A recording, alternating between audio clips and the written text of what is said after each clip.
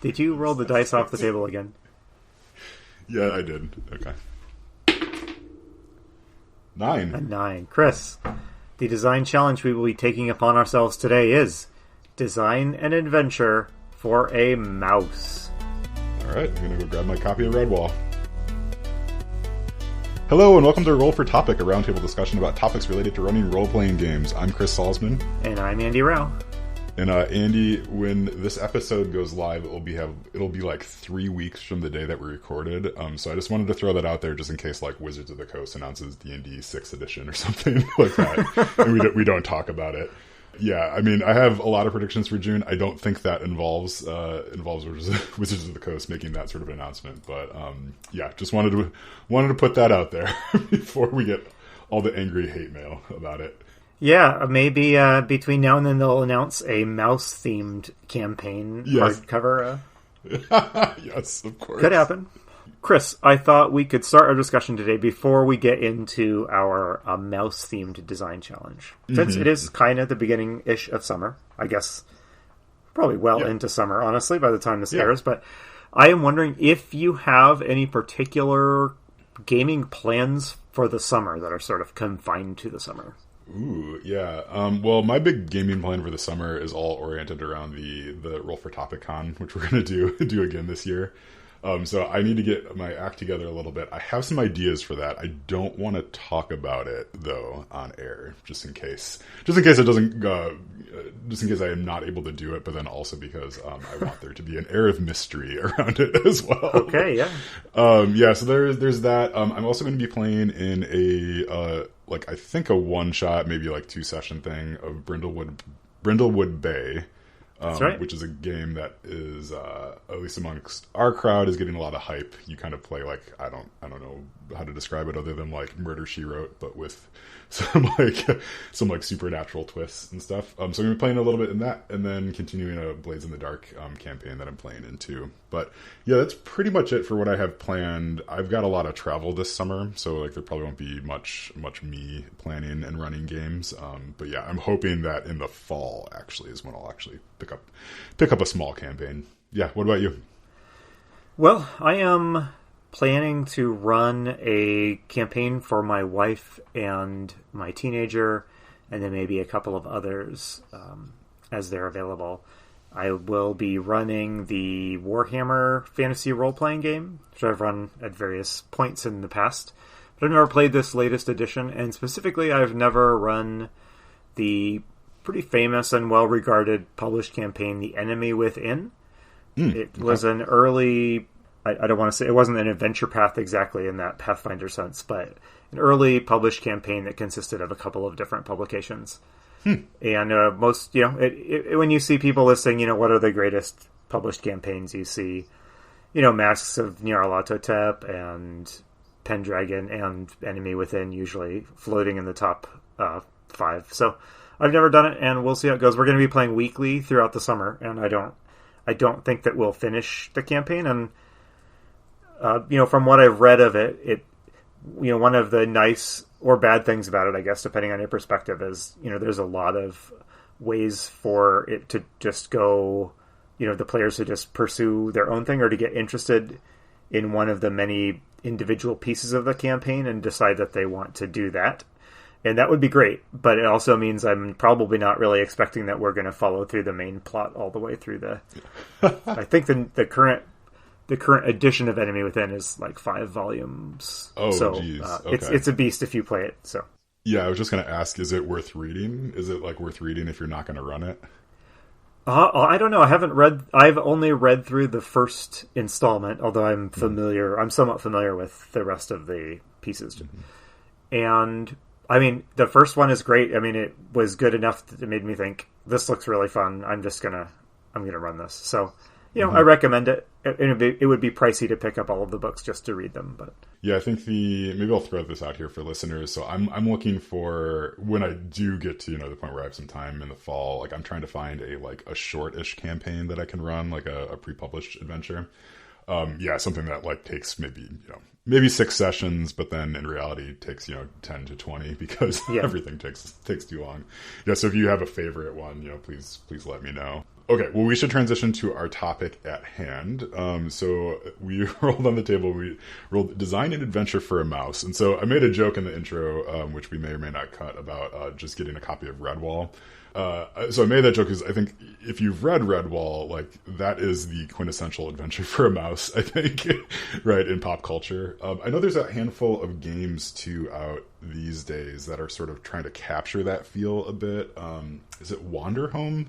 Is that the one? Maybe yeah. Wanderhome. Yeah. I think I think there's a game, Mouse Guard, based on a graphic novel that's, I think, literally about mice adventures. Yeah.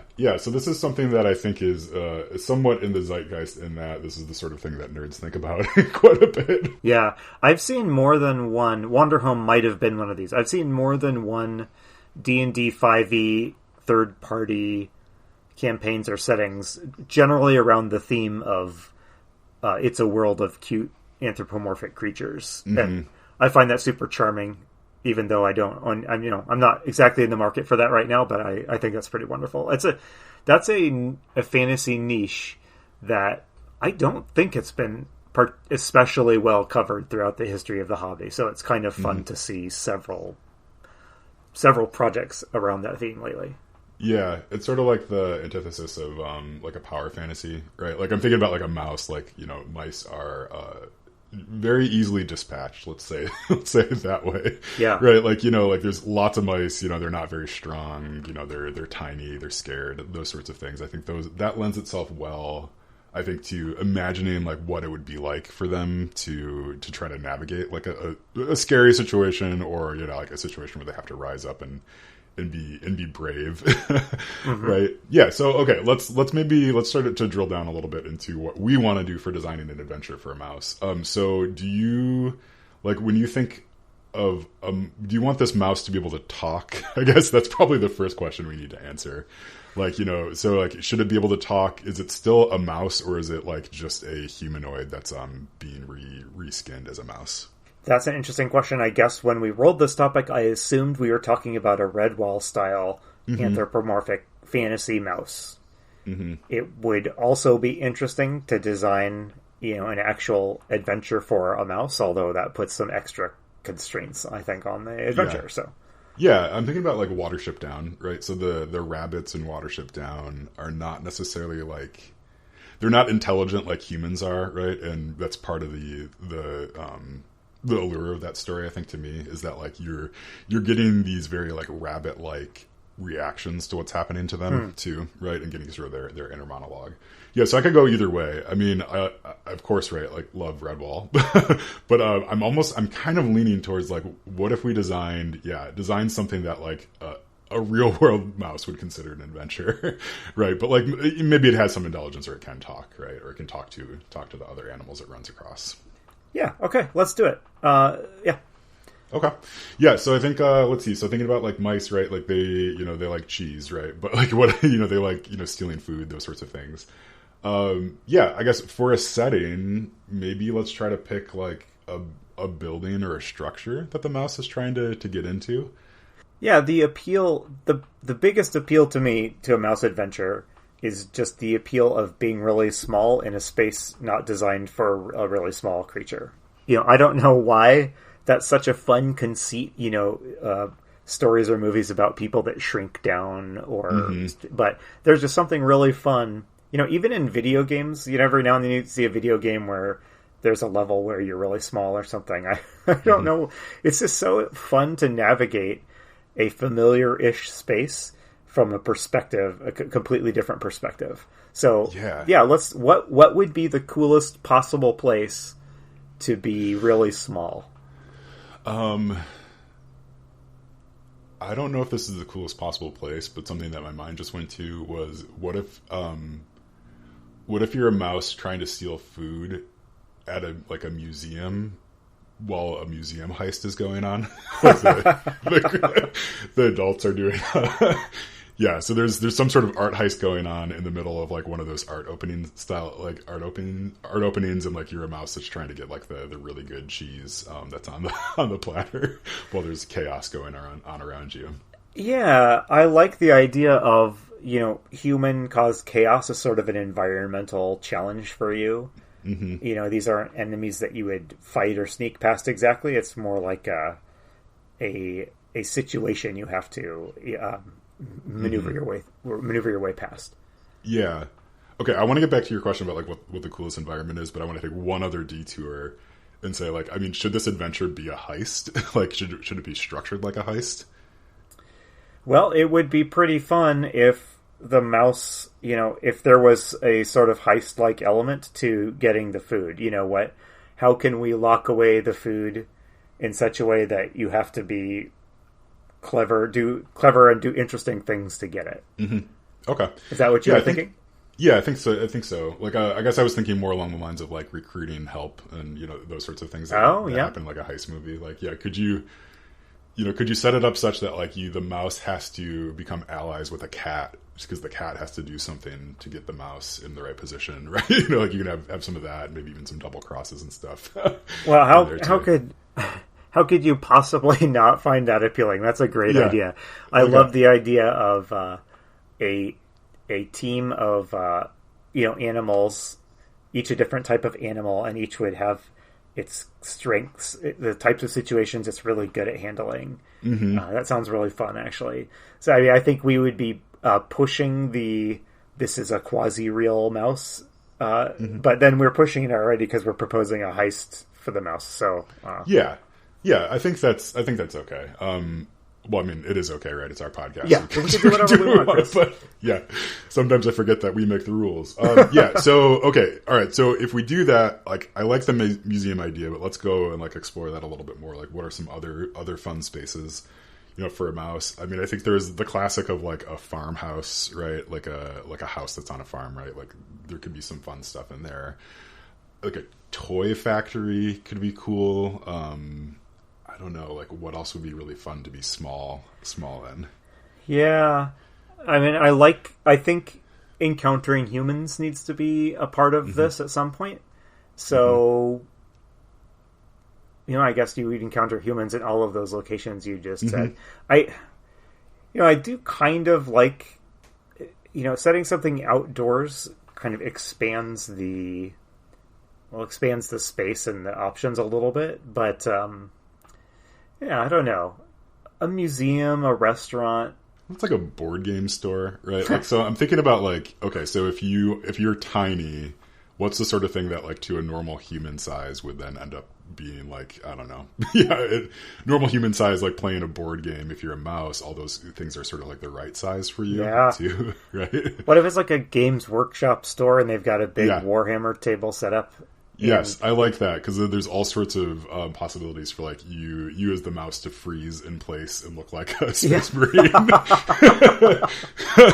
Okay, so shall we say a big board game store? Yeah, maybe there's a big board game store, and then it's one of those board game stores that has like a like a cooler of food up at the front, right? Or like you can get snacks and stuff. So like your goal is to go get the snacks. But there happens to be a 40K tournament going on at the same time. Okay, that's good. Yeah. So it's at a game store where there's a tournament or competition going on. And there's all sorts of delicious food at this tournament. And there's something particularly tasty that you want, maybe? Or maybe it's just full of targets and you need to come back with a week's worth of food for your mouse family from the many different options. Yeah, I like that, right? Because like game store, I mean, you can imagine there'd be like open bags of Doritos around, probably like Snickers bars, those sorts of things, laying all around. So you could have a number of targets in there.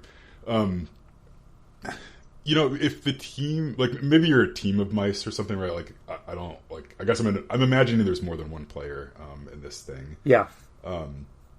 All right, so maybe you're a team of mice, or you can recruit, like, maybe somehow someone's brought a dog with them to the game tournament, or like there's a stray cat in the alleyway that also wants to get inside for something. Yeah, maybe there's, maybe you could list out different animals, like some, a stray cat could sneak in through the back door, Maybe they have a pet hamster in the store that's just the store hamster or something, Yeah, like emotional support dog or right. Emotional support like snake or something. I don't know. Like, you could play with that. You could have a whole D6 table, I think, along those lines of like who brought what that they shouldn't know. I think that would be really, really fun. Yes, with a bias towards small creatures. So yeah, so like maybe let's okay, I really like this for a setup. I think this is really good. So then maybe let's think about like what are the specific challenges you might run across. So I think there's you have to have like a couple goals in there that are probably somewhat easy to know. It's like the mouse knows where the snacks are, but also like there's the open bag of Doritos, like that, those sorts of things can pop up too in there. But I guess what's the GM going to throw in front of this party as like, here's your first obstacle. Next obstacle. Well, what if we think about what are your possible targets? Yeah. So there's probably a vending machine full of tasty things.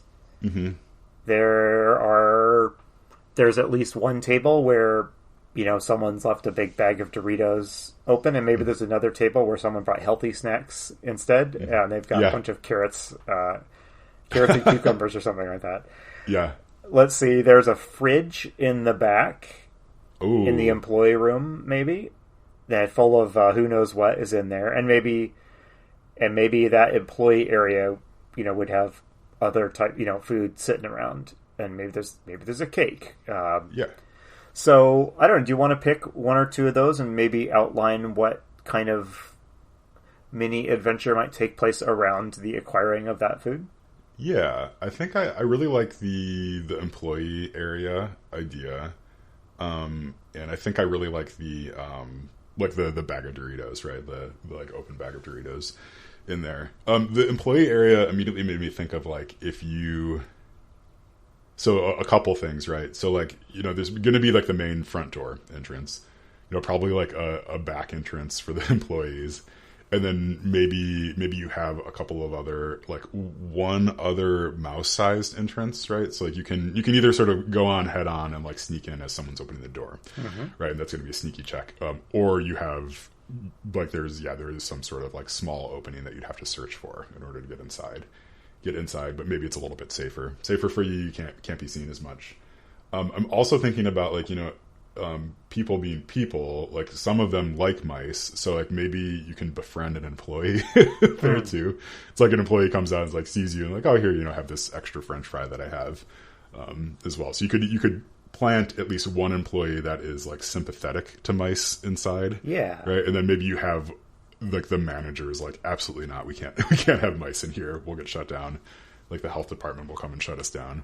I think this would be a good use of reaction tables, which I don't hear people talk about using these very much, but they've been part of D&D since the beginning, where you, when you encounter a human, just make a quick D6 table. Is this a human that finds mice really cute? Is this a human that panics at the sight of mice? Is this a human that is enraged at the sight of the mouse? That sort of thing.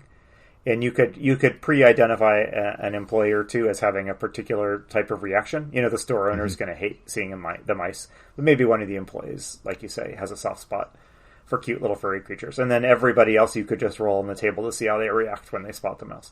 Mm-hmm. Yeah, and I think you probably want to weight that table heavily towards like don't get spot, don't get seen by people. Yeah, oh, for sure. Most of those are going to be negative. Yeah, and then.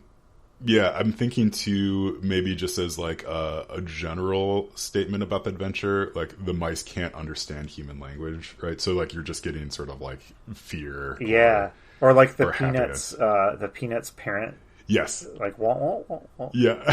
Yeah, just do those voices. Okay, all right. So we have like, come up with some sort of entrance, like there's a couple of targets in there. I think like the bag of Doritos is interesting to me because we can go to that like scurrying across the Warhammer table. Yeah. Right, like the armies fighting each other. Yeah, the bag of Doritos is on the Warhammer table. Yeah. Like somewhere in the middle. And I think it stays static. Maybe it like moves every once in a while, right? So you have to like, if you're getting too close, like if your players are getting too close too fast, maybe the bag moves like to the opposite side of the table, like someone grabs it, like that. Okay, so what are some things that could happen? So if you're on on the table itself, trying to get Doritos on the table, like what are the potential complications of you just wandering up and getting it, right? Like, so obvious one would be you get spotted, but like, you know, how do you, like, so you can hide behind stuff. Is there anything else that might happen?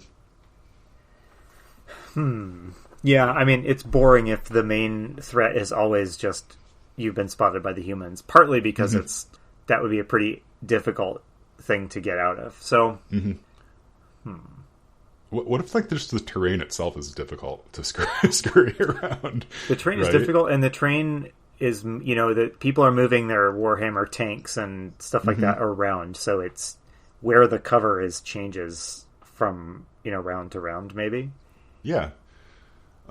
You'd almost, like, you know, thinking about how to handle like the threat level, right? I think you have like somewhat like your hit points, as it were, would be more like a spotted meter, right? Like, are you spotted or not? You know, so you have like, maybe there's like if 3 people, you know, see you, then you're caught, right? Or like you're caught, or like some other thing happens. That's like everybody's alerted to your presence, and now you need to actually escape. That's a good way to do it. And if 3 people see you, they chase you out of the store or something, and you have to start over. Yeah, they attempt to chase you, and then then it becomes more like an action sequence of like, how are you gonna, you know, what are you gonna do? Like, you can stay one step ahead of them for, you know, like a little bit, but they're all gonna be chasing you. So like, do you try to grab the Doritos and get out, or do you just abandon all hope and run? So I have an idea that I think would work better in like a video game than a role playing game, but I'm drawn to the idea that the mouse has to help one side win to. Like, to where the mouse is trying to get the game to end as quickly as possible. So my goodness, I'm picturing the mouse, you know, like when people aren't looking, the mouse moves a Space Marine, you know, a foot closer to the goal or something. I don't know. I love that. Yeah, or like removes a weapon from one figurine and puts another one. Yeah, exactly. Oh, that's really good. I like that. Yeah. I feel like if, as a GM, you want it, I think that would be really fun to do. I mean, that would be hard to have that arise or in any sort of organic way, organic way in your game. But if you can make that happen, you should do it and then tell us how it went. Yeah, I think so. Yeah, because it's like, I mean, so if you can cause any sort of like accusations of cheating amongst the players, right? Like, that's going to give you a heck of an opening to go get some chips, right? Like, you know, maybe your goal is to distract people long enough to grab the chips and go, and you could do that distraction in whatever way seems fun. Maybe you push the giant Space Marine. I don't know. I know there's other things besides Space Marines that are probably on this table. I mean, there are, but are there? I don't think so. Yeah, I think there's Eldar as well, and the goblins stuff. And there needs to be like a $250 giant figure that you can push off the table or something. Oh my goodness. I'm just imagining, like, you know, at one point the mouse like grabs a weapon and like is just sort of standing there pretending to be a figurine. Yes. And like some other nerd being like, "You said you painted your army. Like, that one's not painted." That's perfect. Yeah. Maybe someone jokingly puts a Cheeto like in the hand of one of the figures. Yeah. And that's the one you want. Yeah. Oh my goodness. Yeah. There's all sorts of like, really fun things you could do, I think, with that. Oh, okay. So we have just like a couple more minutes. So I want to just explore like, what are some other things you could do within the store that would be fun? Yes. So let's talk about some other situations. I go crazy with that Warhammer table idea, but we don't want to spend all our time on it. So yeah, I think that's good. I mean, that could be a pretty tight adventure right there. I think is like, get up the Warhammer table, get some stuff, and leave.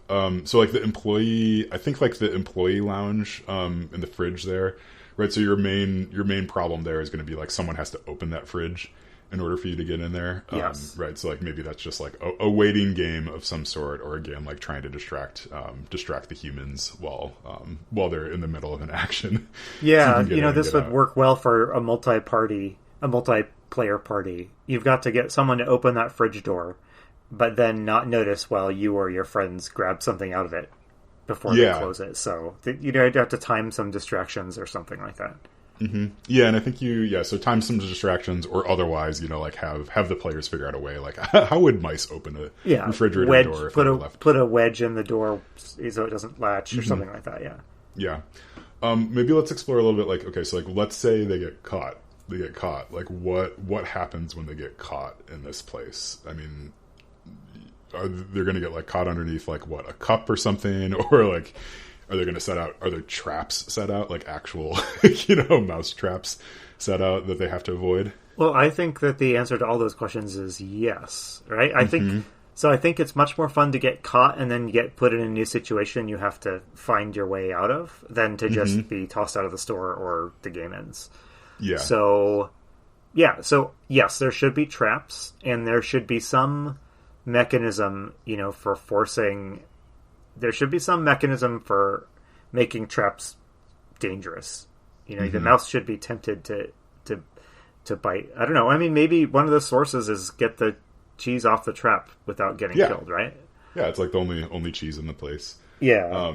Yeah. I'm wondering too, like, okay, so like what if this is an eclectic game store in that like they have like a pet snake in a big tank, somewhere in it. Like I'm imagining, I don't think they do this anymore, thankfully, but there was a hardware store that I went to growing up that had a pet monkey inside of a large cage, sort of in the middle of the hardware store, which like sounds insane when I say that out loud. That sounds very weird. Yeah, super weird. But it made going to the hardware store really fun for me because my dad could go get whatever he needed and then just drop me off and you just watch the monkey for a while. That was probably like enraged with its situation. But anyway, okay, so like maybe this is like this game store has like a snake in a big tank or something up front. Yeah. It's like the owner's snake like that, and it's like if you get caught, you might get thrown in there, and then it's like then you have a series of other things that could happen in there along the lines of like you convincing the snake that you'll help it get out if it can help you get out, or trying to fight it in some way.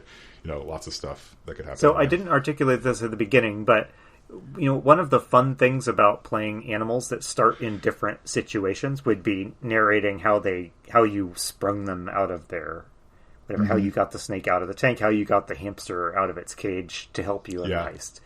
So I do like the idea of, getting tossed in the snake thing, and the challenge is not to fight the snake, but to convince it to join you, or to collaborate with it. It doesn't want to eat you; it just wants to get out. Yeah, I mean, you could be pretty cheesy with that too, but I think it'd be fun. Like the snake is like, I'm a vegetarian, but they keep on giving me mice, So like, that's right. Yes, gotta eat. If you could get me out of here and get me some lettuce, I'd be so happy. Yeah, so you could play with that, because I don't think you immediately. This does not seem like the sort of adventure that you want to have the threat level of death be very high. It seems like more of a fun little jaunt than anything. Yeah. Oh, absolutely. So maybe you've got a D6 table of what happens when I get caught, and it's when you get tossed into a cardboard. They put you in a bucket, and then they leave the room while they think about what to do. And then they throw you in the snake thing, or they put you in the alleyway outside the back entrance.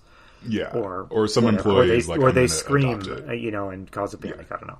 Yeah, so you have have a handful of tables. You really set up like what what the mice are after. Those sorts of things. But I mean, that sounds pretty good. I mean, I think it's trending more towards like one-shot territory and not like a full campaign.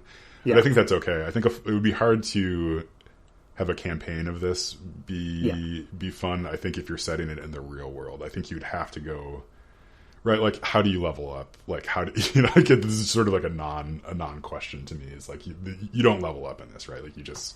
You play to see what happens. And I mean, if as an animal your ambitions aren't really evolving over the course of the game, you'd just every adventure would be getting food from a new environment, which might make for a fun video game, but probably would get tiresome. I think it might be fun to steal an idea from older D&D where there was a little bit more sense of measuring your success by the gold you acquired, and I think it could be fun to assign basically point values to the different pieces of food that you, the GM, scatter on the store and you don't. And make the food that's most fun and hard to get have the highest point value. And then just, I don't know, challenge how much food can you get, how much points worth of food can you get out of the store in a 3-hour game session, right? Yeah.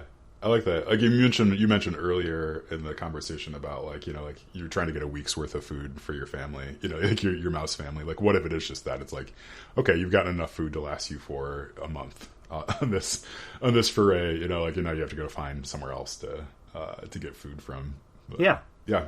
Okay. All right. I think that's good. Okay. So let's wrap up here. But I think before we wrap up, maybe like let's come up with like what would be a good mouse name if you had to create a mouse character. What name would you give it? That's well, like this is like the GM hot seat. Go ahead. So I've not read the Red Ball books. In those books, do they all have names like Squeakers and Whiskers? The bad guys all have names along those lines, like Cheese Thief and like Shadow and things like that. Okay. Most of the good ones have very like posh British sounding names, so you can do with that what you will.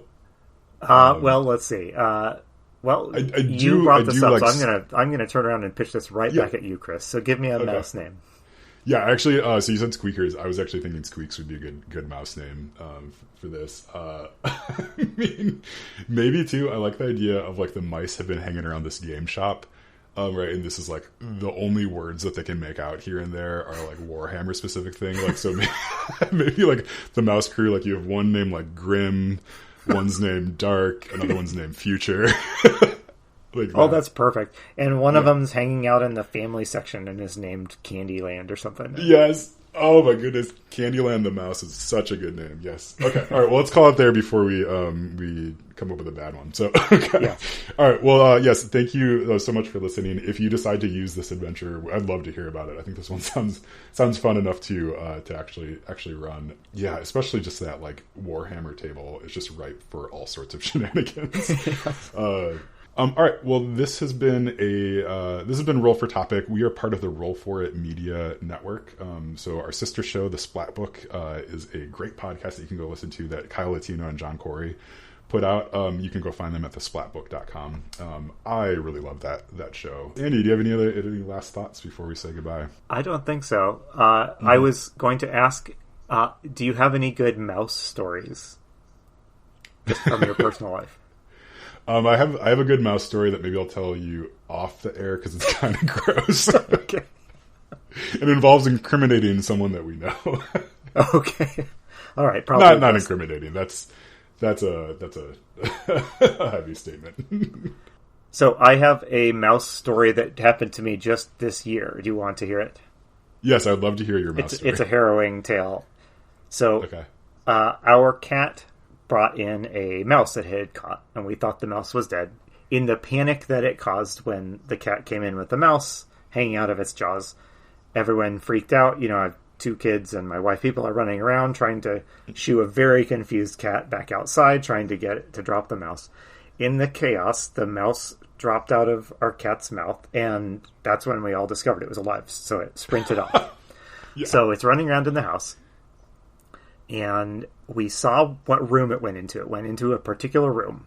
And mice are very hard to find. Like, they're just incredible at hiding. So we're looking around in this room, and I cannot find the mouse. But every now and then, the mouse will, like, make a break from underneath one bookshelf and, like, run right in front of us to a different hiding spot. Okay? So that goes on for a while. And then at a certain point, the mouse just vanishes. And we're looking around. Where could the mouse be? We've got the room sealed off. You know, it's got to be under one of these things. But it's not anywhere. We cannot find it anywhere. So then my son says, you know, where did we last see the mouse? Well, we last saw the mouse that was running across my shoe. All right, fair enough. So looking around, and we just don't find the mouse, so we give up. Okay, so everyone leaves. I just figure it's escaped, whatever. It's earned its freedom, or maybe the cat will end up catching it. But something bothered me, I just had a bad feeling. I just had a bad feeling about it. So where would the mouse have gone? And it was last seen running across my shoe. Oh, so no. This is like 15 minutes later, okay? Yeah. And then, like, what?